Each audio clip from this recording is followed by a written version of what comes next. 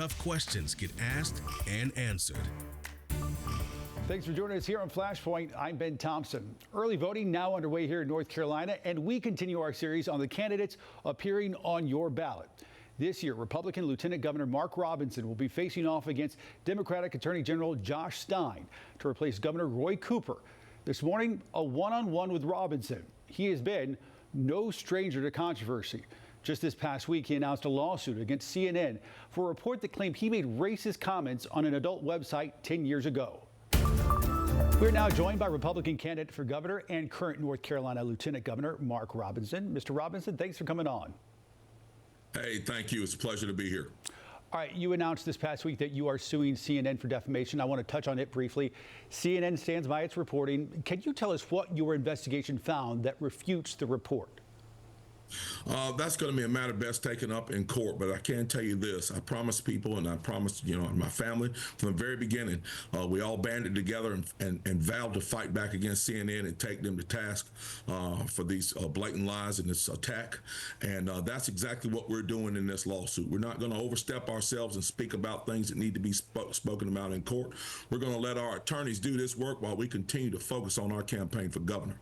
I understand not wanting to get to specifics, but we are less than 3 weeks away from the election and you're behind in the polls. Wouldn't you want voters to know the information if it clears your name? Well, getting people to get that information out in a way that is effective for me is going to take some time. And I'm going to be completely honest with you. I believe that's why this attack happened. It happened to stop me from campaigning. It happened to force me out of this race. We're not going to do that. We're going to do this through our attorney. We're going to let our attorney handle this. And we know the vast majority of people in North Carolina can see right through this for what it is. It's blatant election interference, and we're not going to stop campaigning to handle this. We have an attorney that we've hired to do it, and we're going to handle it through the court system. All right, moving on to Helene, because it's arguably the most pressing issue facing the state of North Carolina right now. The governor called it the worst storm to ever hit the state. You've been in the high country. You've seen it. How would you assess the response? The response of the people has been magnificent. And when I say the people, I'm talking about civilians on the ground who have donated their time, their energy, their equipment. I'm talking about the DOT workers, the state troopers, the National Guardsmen. That response has been incredible. The response from our governor was horrendous. 179 National Guardsmen were what was sent into this fray. 179. Georgia sent 1,500. Florida sent 1,700. Our governor sent 179. He was not in the state when the storm was going on and had not contacted the Council of State for the purpose, not of a ceremonial vote, but for organizing a proper response to this storm. His response was horrendous, but luckily the people of North Carolina stepped in and filled in the gap. He does refute the details that you just laid out, but he also has accused you of spreading disinformation online. He said you should resign. What's your response? My response to him is he should resign for the pitiful response that he showed for the people of Western North Carolina. And you make no mistake about it. Everywhere we go and everywhere we speak, we tell people that these rumors that they're hearing about, the FEMA doing nefarious things and state agencies doing nefarious things, we have not seen any evidence of that on the ground. Everything that we've heard can be explained by simple miscommunications or sometimes by folks being told to do things, not to do things that are unsafe. We have not spread any misinformation. If anything, the governor should laud me, because while he was during his slow response, we were actually on the ground Saturday, Sunday, and Monday delivering supplies, taking them on and off of trucks and airplanes and delivering them directly to the people who need them. But the thing is, Lieutenant Governor, it's not just the governor. You've picked fights with Democrats. You've picked fights with fellow Republicans during this aftermath. Let me ask you a pointed question. Is your rhetoric too harsh? Absolutely not. Absolutely not. And my response wasn't poor. And, I would challenge you on that, on saying that I picked a fight with anyone. If anything, it's been people who have picked fights with me. We're not going to get into this back and forth. But the bottom line is this. On Saturday morning at 6 o'clock, who was on their way to Western North Carolina with supplies? On Monday morning at 6 o'clock, who was on an airplane flying supplies to the people of Western North Carolina? On Tuesday, who was in Western North Carolina? My response to this storm has been to do everything that I can out in my office to help the people of Western North Carolina. If somebody else wants to turn that into a political game, I say you go for it. Let's see how that plays out for you. Our campaign right now is focused, the campaign that we're focused on right now is helping those folks, helping them be ready for winter and helping them be able to vote. One of the big cornerstones of your campaign has been education. You've said in the past you don't think North Carolina should accept federal funding. You can clear that up. You suggested getting rid of the State Department of Education. You've also suggested getting rid of social studies in elementary school. Why some of those big changes? Look, people love to take my words out of context, and everybody knows that a state official, I can't make that decision to not accept federal funds. We are not going to get rid of the Department of Public Instruction. Guys, here's the bottom line. North Carolina has a $33.1 billion a budget right now. Of that budget, we spend 61% on public education. And statistically speaking, our children K through 12 can't read on a grade level. There's something wrong there. And I can tell you exactly what's wrong. We have a bureaucratic heavy system. We're paying millions and millions and millions of dollars to bureaucrats in suits who don't add value to the classroom, while teachers are having to use money out of their own meager salaries to pay for materials that we should be providing. We need to turn that around. We need to make that different. Teachers aren't paid well. They aren't respected. They aren't protected. We've got to change how we treat our teachers, and we've got to start adding value to the classroom again. I guarantee you, you go into any law firm anywhere, the law clerks are not going to make more than the lawyers. The same thing is true in education. We have got to start assessing the dollars that we spend and start spending them more wisely. And every dollar that we spend should add direct value to the classroom. And first and foremost in that is teacher salaries. Up next on Flashpoint, we continue our conversation with Lieutenant Governor Mark Robinson.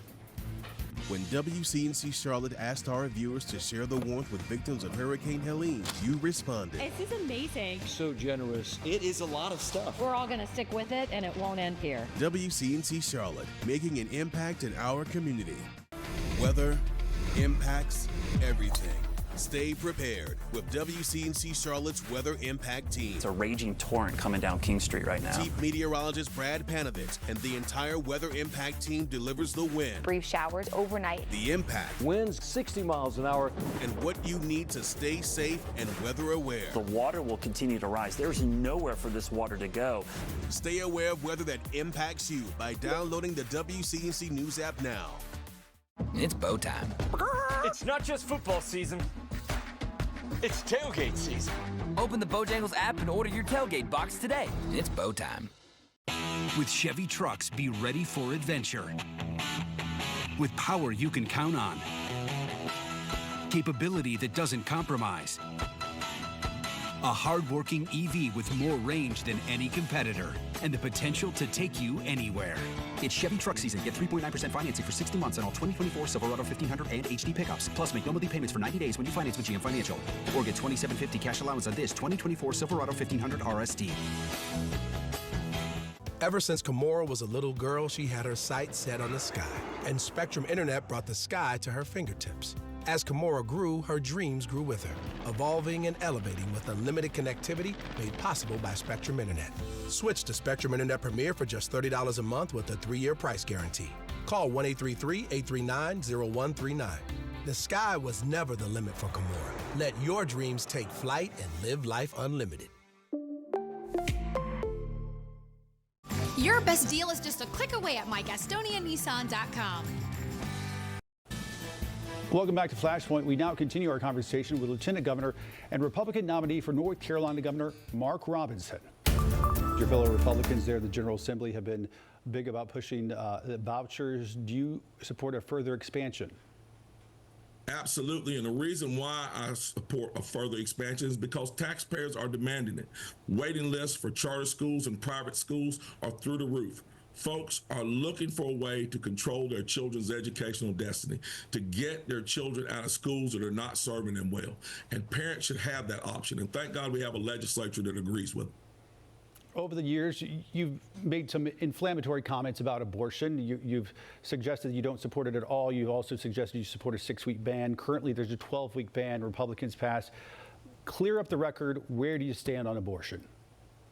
I made this clear. I have a personal and spiritual opinion about abortion, but my personal and spiritual opinion about abortion as an elected official has to take a secondary approach when it comes to something called consensus. I put my opinion on the table with 120 House members and 50 senators. What comes off of that is consensus. Yes, I push for a 6-week bill with exceptions for rape and incest. But what came off of that table was 12 weeks with exceptions for rape and incest. And as a person of faith, I'm fine with that. Why? Because I can continue to do with my church and other organizations to save as many lives as possible down on the ground. And quite frankly, I can continue to do that as governor, no matter what the law may say. Sticking with another social issue, you've compared the gay and trans community to filth. You're asking to be governor for all folks here in North Carolina. What is your message to the gay community? Let me say this to you again, and I've said this several times.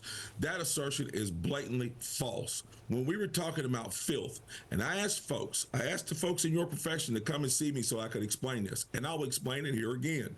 I was talking about the filthy materials that are being put inside of our classroom, and yes, they are there, and they are still there. Materials so filthy that when we showed them on the porch of our lieutenant governor's mansion at a press conference, your news agencies had to blur out those images. They weren't fit for the consumption of your adult viewers on the 6 o'clock news, but somehow they're suitable for our children in 5th grade classes. Yes, that is what I was referring to, and we made that plain, and we stick by that assertion. So then what's your message to the gay community? My message to the gay community is I'm going to be a governor for everyone. I want everyone in this state to be able to succeed. We're working hard to work on the 5 pillars that support our economy and our state: public education, public safety, healthcare, infrastructure, and housing. We want to use those agencies to help build an economy that will span from Murphy to Manteo. And we want to take every single North Carolinian with us.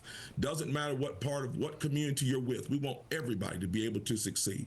We're going to be an all-inclusive, so to speak, government that's working hard for all 10 million people. You just mentioned infrastructure. You'd be hard-pressed to find a more pressing issue here in Charlotte than infrastructure. It seems like we're bursting at the seams, but getting funding from Raleigh, especially when it comes to transit, has been a big challenge, something we've talked about now for years. Yes. Where would you step in? What would you do as governor? So our main focus as governor is going to be targeted investments that will continue to build our growth. We're seeing tremendous growth in Johnson County. We're seeing tremendous growth in Mecklenburg County. We're seeing tremendous growth in New Hanover County and others. What we need to do is move the bureaucracy out of offices and down onto the ground. We need to identify where the state is growing and where we need to make the next substantive investments to keep that growth going. In other words, we need to be proactive with our investments, and we need to make investments that are going to yield an immediate return on that investment. And I think once we start targeting those things a little better, we'll start to see some great movement in the area of our infrastructure. Crime been a big issue here in Charlotte, especially when it comes to youth crime. As governor, what would your plan be to curb that trend, and can the governor really do much? Yes, I believe the governor can do. The number one thing the governor can do is show strong support for law enforcement. When you have weak leaders in charge of cities, states, and the nation who do not support law enforcement, who support groups that want to denigrate and defund law enforcement, that sends a clear signal to criminals that it is open season on their fellow citizens. We have to have people in office who are going to back the blue, stand with police, and give them the tools to be proactive in fighting crime, not reactive. And I think that's the biggest thing that the governor can do in this state. Let me ask you this. You said it. Are you calling the leadership here in Charlotte, whether it's the mayor or city council, are you calling it weak? No, I said weak leadership. When you have weak leadership, you have that situation. Now, I don't know about the leadership in Charlotte, but I do know about the leadership in the governor's mansion. The governor marched with the protesters without a mask when he was telling everyone to wear a mask. The governor has never called on those folks to stand down on the premise of defunding the police. He stands arm in arm with those folks because that's his base. So I'm calling the governor a weak governor because that's my purview, not the mayor of Charlotte. Gotcha. Just wanted to clarify. Apologies if it was a misunderstanding on my part. All right. Republican candidate for governor in North Carolina, Lieutenant Governor Mark Robinson. Mr. Robinson, thanks for coming on. We do appreciate it. Thank you. You can watch our full interview with Lieutenant Governor Robinson on our streaming app, WCNC Plus, and we've reached out to the Democratic candidate for governor, Josh Stein, and we're planning to interview him sometime in the near future. Next up on Flashpoint, the new concerns for some Charlotte-Mecklenburg school families that schools could be wasting their taxpayer dollars. Nice going, Lou. Nothing like a little confidence boost to help ease you back into the dating scene. Of course, that also includes having a smile you feel good about. Fortunately, Aspen Dental specializes in dental implants made to last a lifetime. And with affordable options and flexible ways to pay, you can get quality work for a price that fits your budget.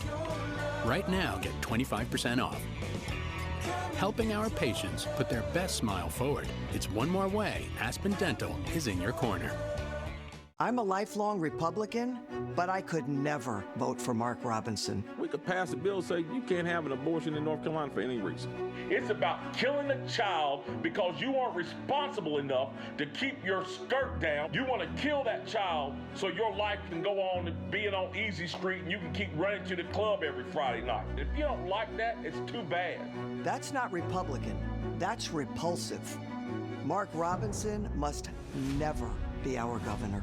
You deserve to say yes. This is like the first time ever that I've been able to wear a bathing suit and feel great and look great. Yes to confidence. I'm so happy I just put this dress on that I haven't worn in over 10 years. Yes to a new shape. Look what Sono Bello did for me.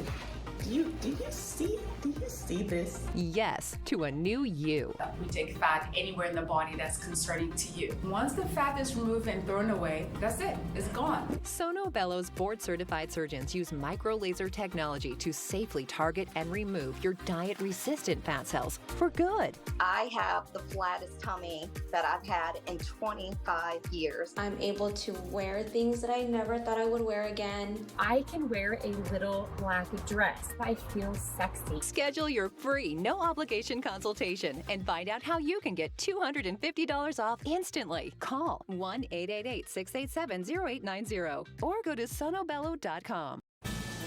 Welcome back to Flashpoint. In the 2 years since WCNC Charlotte exposed nearly $1.5 million worth of missing and stolen computers within Charlotte-Mecklenburg schools, the district has made major changes in response to our investigation. In that time, prompted by our reporting, CMS has collected $300,000 from families to recoup its losses. But WCNC Charlotte's Nate Morabito discovered some schools have refused to collect fees when Chromebooks and iPads get damaged or are lost. CMS records show dozens of schools have failed to follow the district's new rules, and at this point, probably won't recover an unknown but likely sizable amount of overdue money from past school years. But CMS is now upping the ante to make sure both families and schools are held accountable. Refusal to cooperate moving forward will cost individual schools money in their budgets. When it comes to grading this stated culture change within CMS, some schools are passing, but others, there were schools that did not follow the rules, are failing. What I'm disappointed in is that it's taking so long to make happen. It started in 2022. After WCNC Charlotte identified more than 10,000 Chromebooks, iPads, and hotspots considered lost or stolen. I wasn't expecting such big numbers of missing Chromebooks, missing equipment. Almost $1.5 million worth of student technology. Wow. A taxpayer investment we found the district didn't consistently protect. We want to change the culture, and you know that doesn't happen overnight. Chief Technology Officer Dr. Candace Salmon-Hosey's words have proven true. It would make me feel very disappointed that the value in what we're doing has not been maybe acknowledged or maybe overlooked. As the district enters year 3 of its culture change, this is the year. There's a confidence that the latest changes will finally achieve the desired effect. We're requesting $4 million. The most recent budget will help, In what CMS calls a game changer, elected leaders approved recurring money for students to get new take-home computers every 4 years. The idea is they'll always have the best technology to get their education, and at the same time will take better care of something they can treat like their own, year after year. The budget also gives most schools a position strictly designated to manage devices, a shift from the past, when the district expected administrators to handle that responsibility with all of their other duties. Unless there's a hardship waiver, they now have the support they need to collect fees from families as required for lost and broken computers. There are no more excuses. That's what we're saying. If individual schools still fail to follow the rules, Dr. Salman Hosey says the money owed will come from their budgets, a way to ensure the district is a good steward of public dollars. If there is no accountability, then the schools, as the breakage occurs, will be looking at technology to hand them more new devices. There is only a limited amount of money to go around. In a gesture of good faith, CMS wiped the slate clean on all money owed, forgiving whatever debt has accrued, still hoping individual schools will make efforts to collect, but not requiring the past due money, writing off their losses one final time. That is so that schools can start fresh and they don't inherit the fees from their feeder schools, because I think that would have been unfair as well. Not perfect by any stretch, but a work in progress. Optimistic eventually there won't be any need to be heavy-handed any longer, because everyone will have bought in. 100% participation. If they needed any more pressure, the expectations are all laid out in every school's state-required technology plan. Principals and assistant principals' performance, in part, is graded on how well they meet that plan. Nate Morabito, WCNC Charlotte. Vice President Harris proposing a plan to give first-time homebuyers $25,000 to help with the down payment if she becomes president. We verify who's eligible. Last-minute showings can be stressful. Babe. With a guaranteed offer from Mark Spain Real Estate, you can bypass the market and close in as little as 21 days. No showings, no open houses, no stress. Go to markspain.com to get a guaranteed offer today.